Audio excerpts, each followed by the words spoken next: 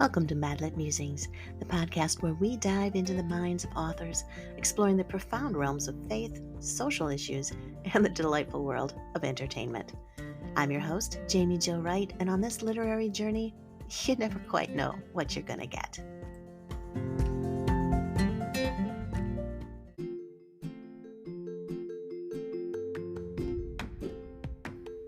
Hey there, Madlit enthusiasts.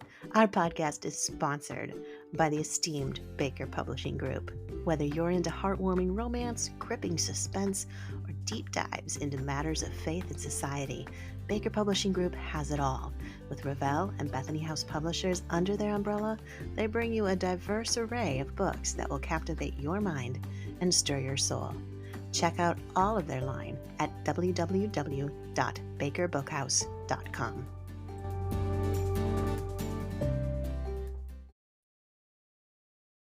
Hey everyone, it is Jaime Jo Wright here at Madlit Musings, and I'm super excited because I have Holly Varni with me. She's a Christie Award finalist, and she's a writer for Revell Publishing, and she writes the best books that completely envelope a whole entire generation that we need to talk about today.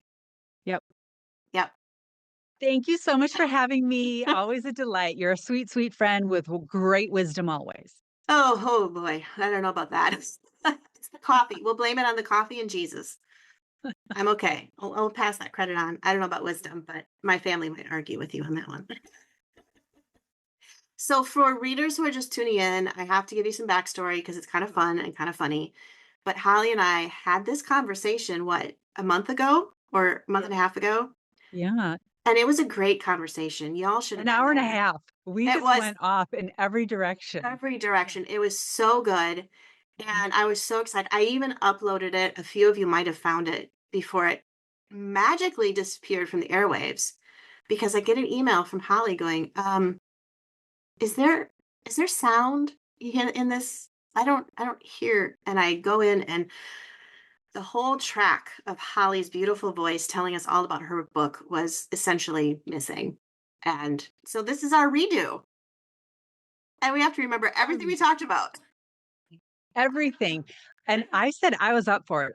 When you asked for a re-record, I was like, it's just like sitting down and having coffee with a friend. Of course I would. Of course. Right. It's so fun. And we've already been talking for like 45 minutes. We just hit the record button. So everything we talked about stays between us because now you can eavesdrop. Super secret. Super secrets. All the funs. All right. But we are here to talk about your book that has been released. It's available now. It's called The Blooming of Delphinium, and it has a great cover. Isn't it pretty? It's so beautiful. Absolutely. I love it. I love the purple in it. I love all the flowers.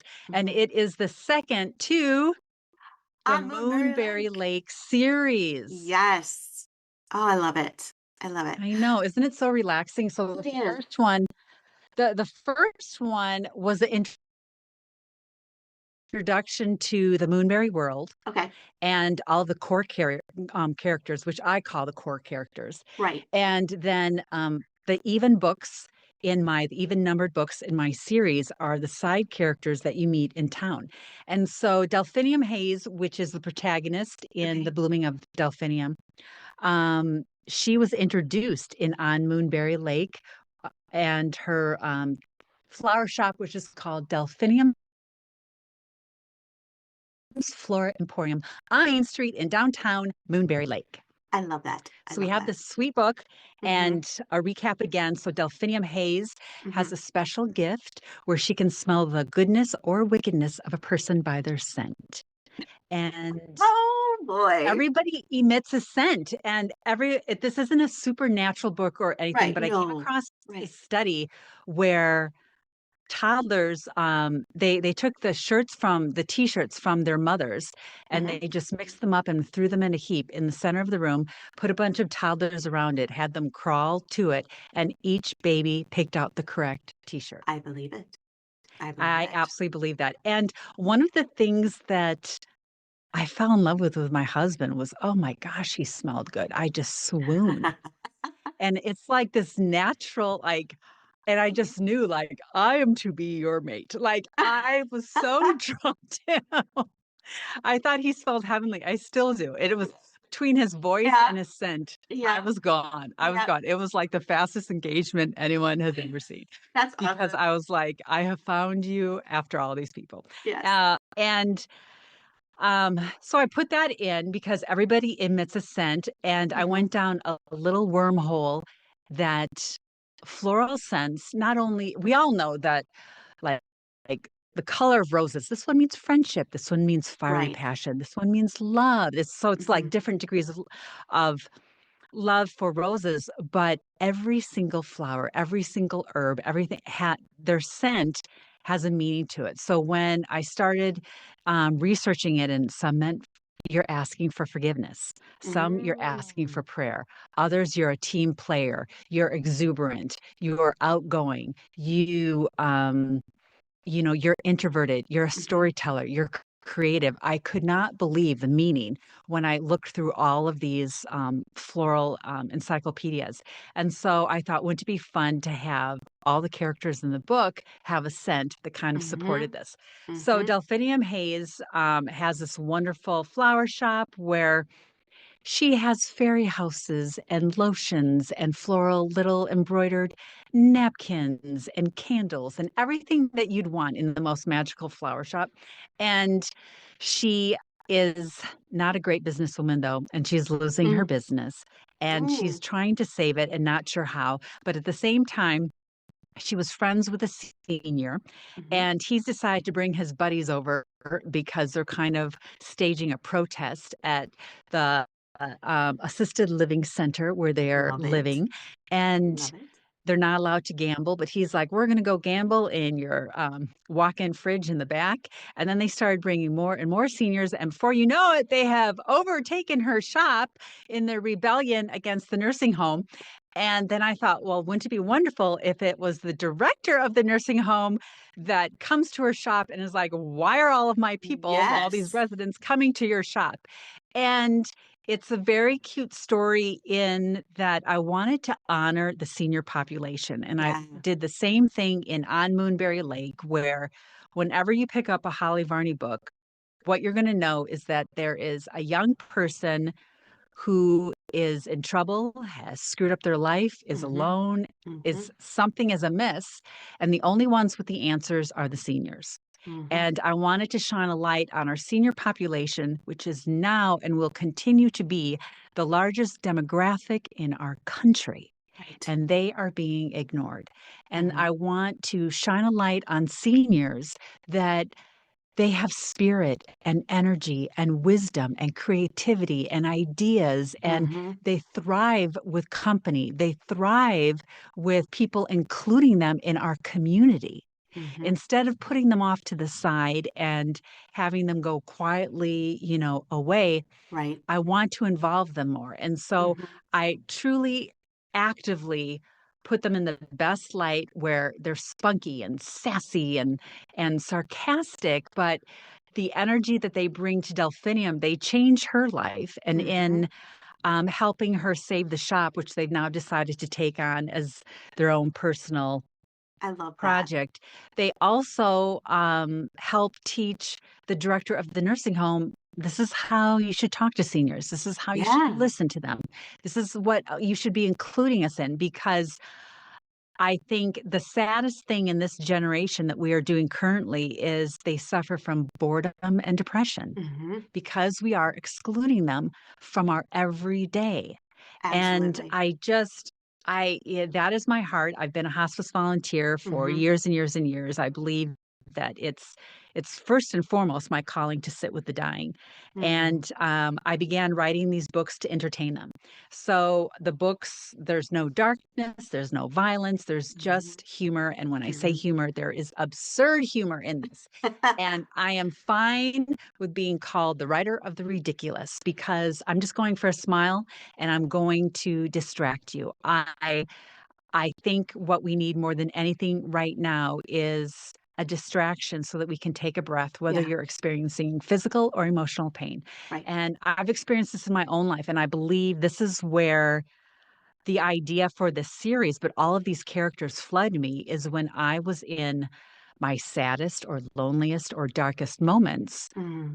a character would come to me. And I Mhm. think that is truly a gift from God. I believe that writing is the communion with the Holy Spirit in itself.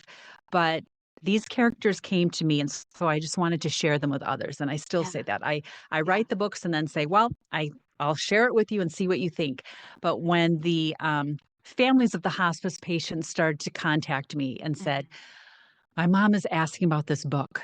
And I was like, oh, I'm sorry, it's not published. Let me read it. Yeah. That's when I said, I really need to get these Yeah. published because it was bringing people joy at Mhm. literally the last, stage of their life Right. because it reminded them of when neighbors and community bonded together Yeah. and everyone looked out for each other. And more than anything else, the Mhm. kindness of, I don't know you. And so, in whether it's Delphinium in the Blooming of Delphinium or Cora Matthews in On Moonberry Lake, I Mhm. wanted to challenge both characters to say, if someone doesn't look like you, talk like you, act like you, and is not Mhm. in your age bracket, can you love them? Yeah. Can you care for them? Can you show them respect? And that is really the essence of both books. Yeah. Well, and it's so true because, we talk a lot about in the fiction world representation, right? Mhm. Which is very important. So I'm not trying to, denigrate anything that's already been done, but you don't have a lot of representation of seniors when you think about it. Um, from the And when standpoint there of, is, they're always cranky and in the right, corner, right, and they hate the boyfriend, or they're angry with the dinner that's being served with them. yep, They're always shown in a really negative way hmm, instead of they're absolute sweethearts. right, They absolutely love connection. They right. bloom with connection. They They do, literally come they do, alive they do. with company. Hmm. Hmm. And so that's another myth I'm trying to, shatter. But it's also there's a romance, of course, in this. That Hmm. my romances as well as my faith thread it's a slow burn Hmm. and it's light because again, this is meant to be a series. And whenever someone gets to the end and they want it to be absolutely complete, I'm like, well, it's not the end. It's going to continue. Right, And right. so Hmm. there's just I think as our faith should be a slow burn Hmm.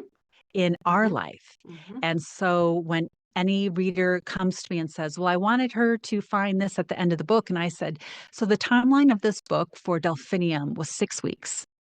And I said, if you went and said from someone that didn't have faith to Hmm. now going, okay, I'm like, how deep would their faith really be after Right, 6 weeks? right. Like this takes a long time. And this is why I love to immerse myself in the elderly population, Hmm. especially because they've had decades to think about Oh, this they and have. decades Yeah, of hardships right. to endure. Hmm. And when they say, no, but God was with me through all this. And when they talk about the war or the Hmm. wars that they fought in, or, Hmm. the job loss or the family loss or whatever it is, their examples of faith are so inspiring to me. And so with the characters in the book, when I always have the youngest, I always say, look at who she surrounds herself with. Hmm. That is going to be the greatest example of Hmm. how to behave, of how to, of faith in her life. Who do Right, you surround yourself with? right, right.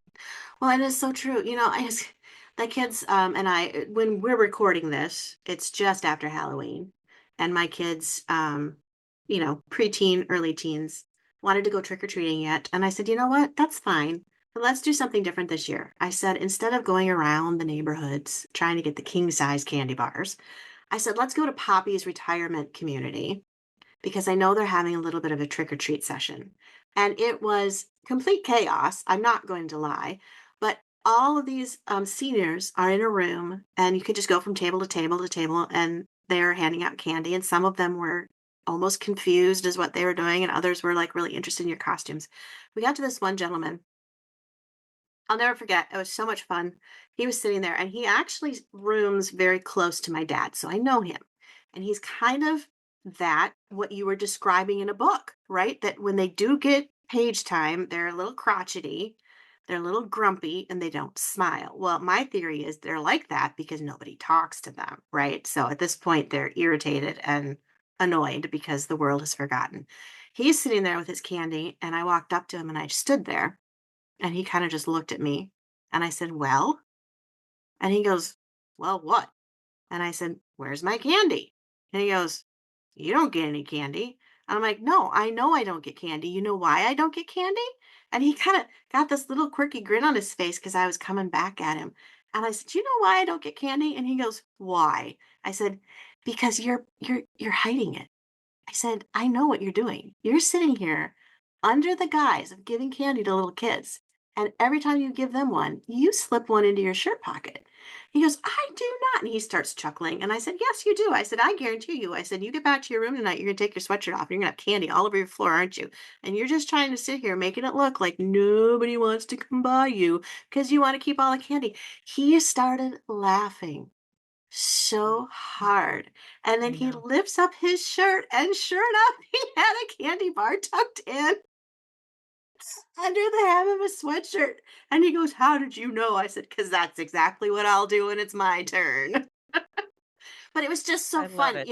because we forget that when they get to that age, even if there's a mental decline, a memory decline, a Mhm. physical decline, they're still like my dad. He's 81. He goes, "Kind of feel like I'm still 43." Right. Right. You know, Yeah. it's kind Yeah. of like he goes, I feel like I'm kind of trapped in this body." Exactly. And aging is hard. I It have this is. discussion with my husband all the time. Aging is so hard because there's a part of us that does feel that frozenness in 35 to 45 Yeah. where we're like, we're always there. We're always there. But Yeah. boy, what happens to our body is hard. But when you look at like my neighbors and I reach out to them, they don't care if they're talking about the landscape or your dog or something. Hmm. They want connection. Right. Right. And they Mhm. love, I told my kids over and over. I'm passionate about this too because I grew up going to retirement homes and nursing homes all the time. I remember singing in That's them. absolutely how we clicked. I mean, Yeah. when you Yeah. told me that and Yeah. how you go to your father and visit him, I, we're absolute kindred spirits in this. oh, I know totally. you Totally. have a heart for it. Like if my career, honestly, I told this to my daughter the other day. I said, if my career in writing tanks and it's over, I'm not saying I want that to happen. Go buy my books. But if it did, I said, I want to come work here. Yeah, And she goes, "Well, mom, you're not gonna make a lot of money." I said, "I don't care because my soul will be so right, full."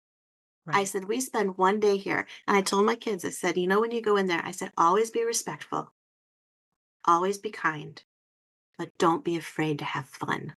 Mhm. Because I think it's that last part. A lot of times people go in there like, well, we need to be respectful, we need to be quiet. And it's like this library atmosphere. And I found so often when you start giving it and dishing it out, oh, do they dish it back? And it's Yes. so much fun. They're My so kids have so feisty much and there's fun. just different but there's and to recognize, okay, there's going to be different levels of Yep, ability. yep, And, but there's a twinkle where they all remember how it used to be, mhm, and they're going to be enchanted with children. They're yeah, going to be enchanted with anything that looks different because it's just like, "I remember that." yeah, Um, in this book, when mhm, I wrote it, I wanted all of the characters to have their own personality, which yep, they do, yep, but I wanted them also to be at different levels of ability. So okay, some could have no problem walking. And there's this one character where she's in a lot of physical pain and she only really walks around using a walker. mhm, And she's like, well, I don't know what use I could have. oh, And so Delphinium's like, how would you like to fold towels? And she's yeah, like, I would, okay, I'll do that. And I remember growing up, my mom would bring me to a nursing home to visit some people she knew there. And they had this huge table, and literally the cleaning staff would dump all these towels there, and the women would fold the towels just as they did when they were mhm, homemakers yeah, and they loved it.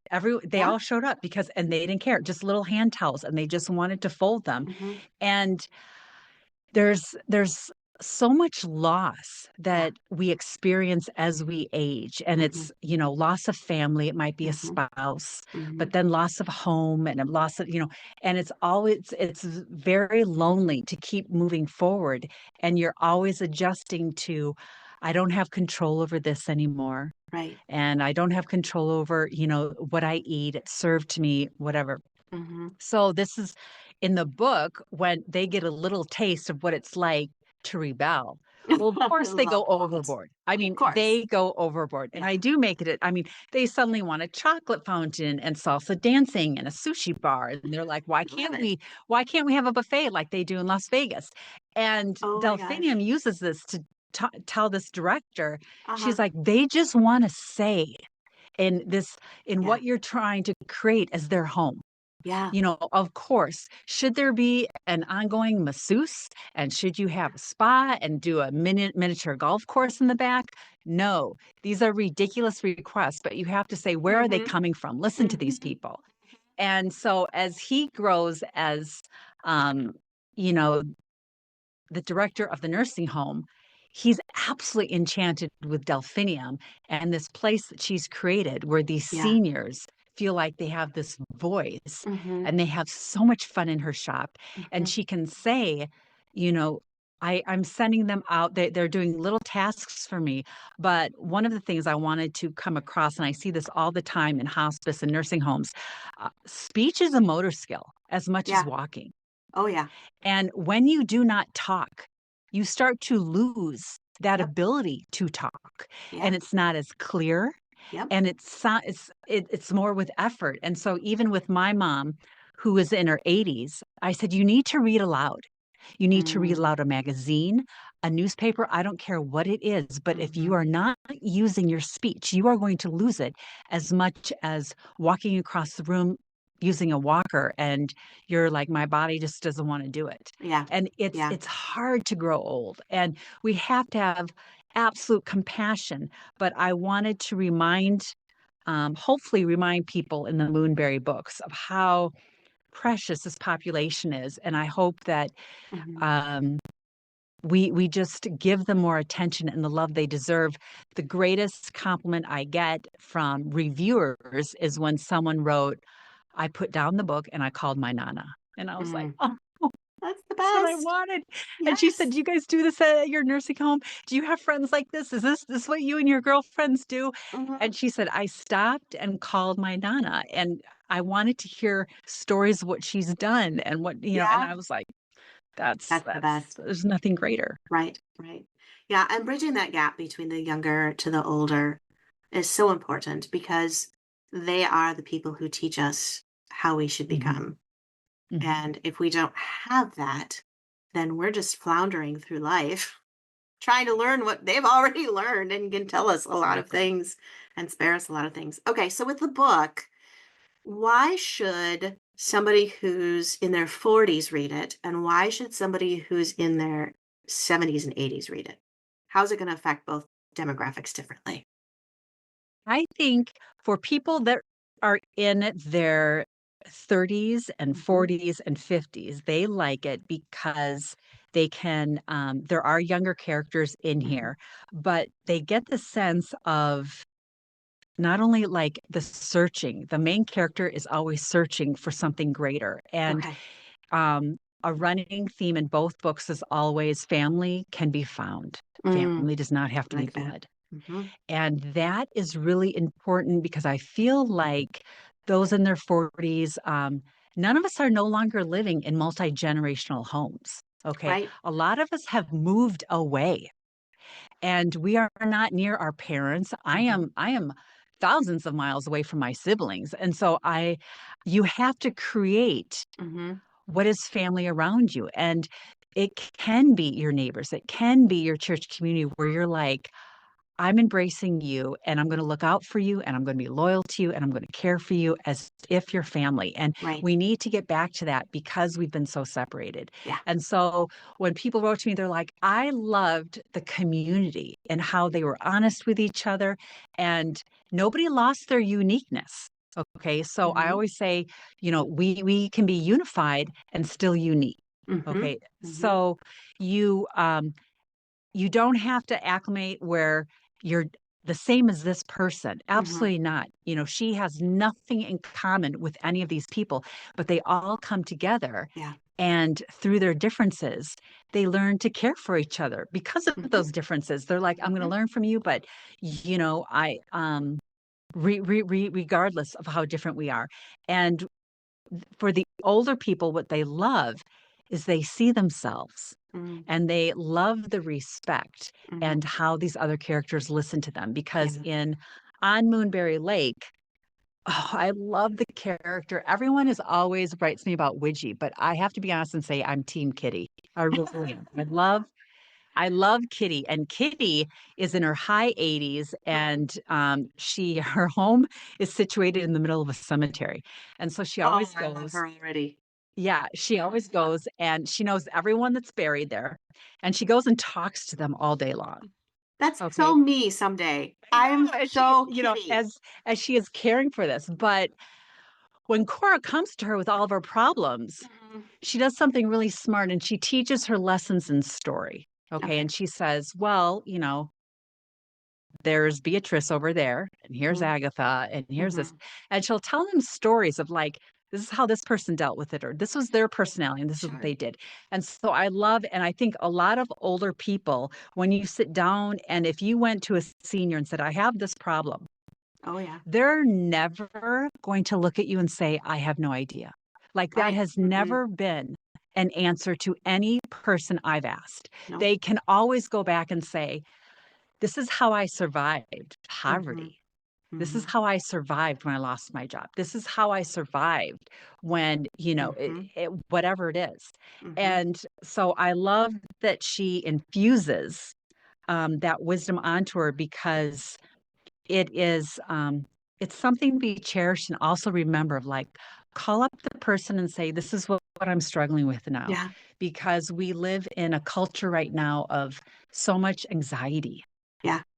and that when the seniors were like, we worked through it. This is what I did. This is what you had Mm-hmm. to do. This, that, Mm-hmm. these were my coping mechanisms. When older people read The Blooming of Delphinium, I was at Target this morning and I always go to these two women that check me out. Okay. Their names are Cindy and Kathleen. And I swear I'm going to make them characters in the next book, I but they're love it. 69 and 72. Okay. Okay. And they Perfect. check me out at Target and they're like, I read your book. I was like, you're so sweet. I always thank people like, thank you so much for even taking the Yeah. time because Right. time. Yeah. Time is the Mm-hmm. most precious It commodity is. we have. So I take that very seriously. I'm not going to waste your time. But I always said, who is your favorite senior in The Blooming of Delphinium? And she's like, Charlie. And Charlie in The Blooming of Delphinium hates to wear pants. Like he's always like, Okay, that is put not your as pants extreme as on. people might believe.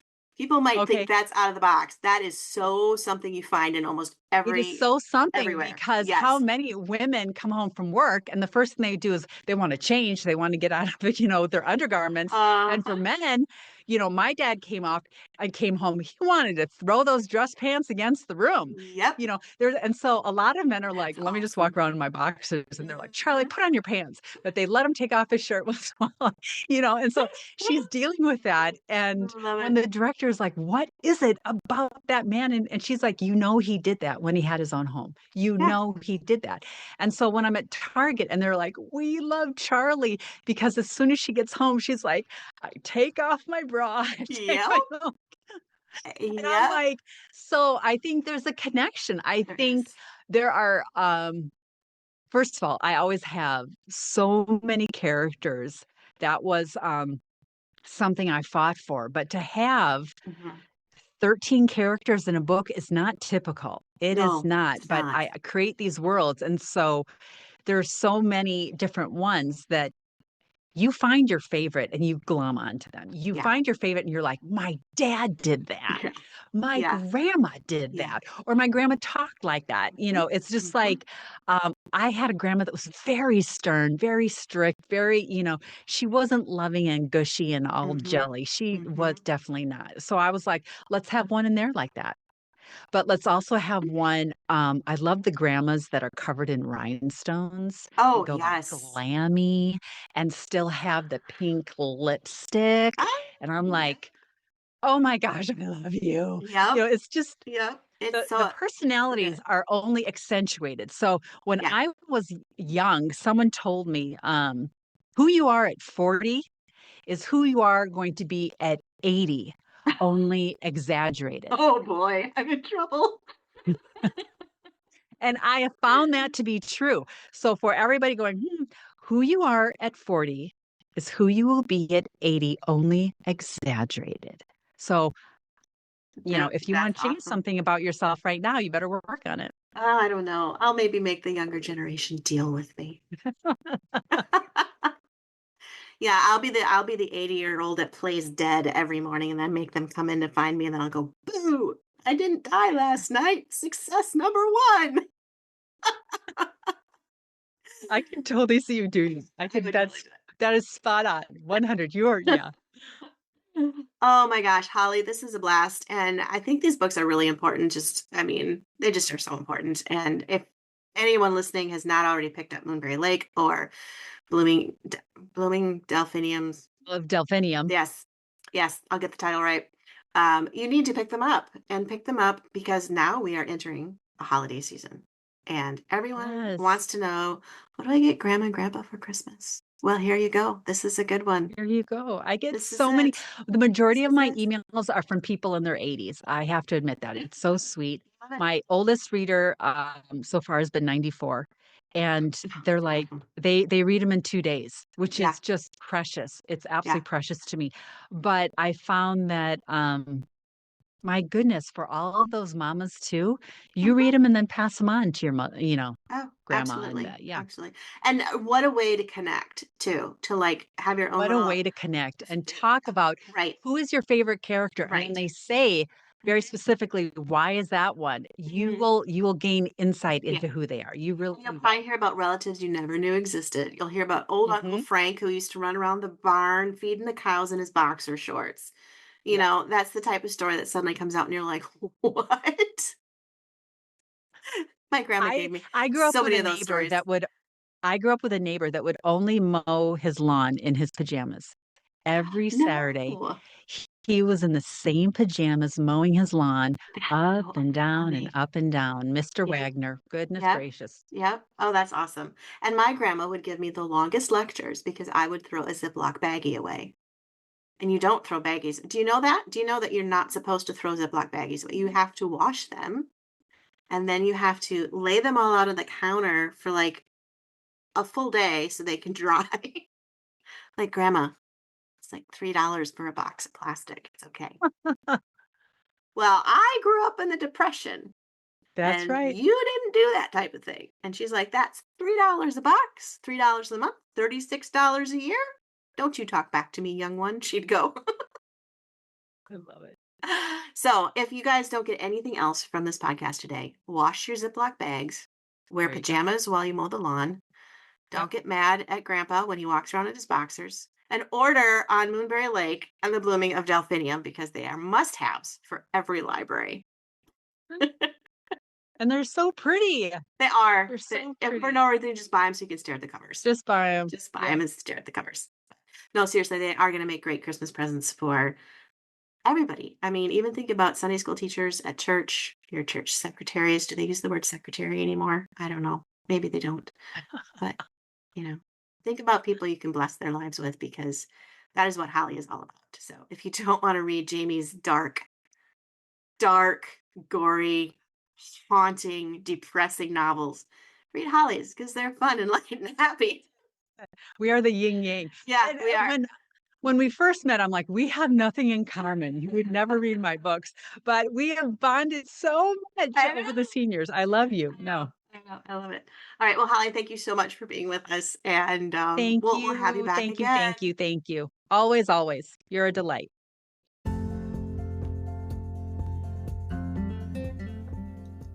Thank you for joining Madlit Musings, where every conversation is a journey and every book is a new adventure. Subscribe now on your favorite podcast player or check us out on YouTube, and let's explore the fascinating intersection of faith, society, and storytelling together.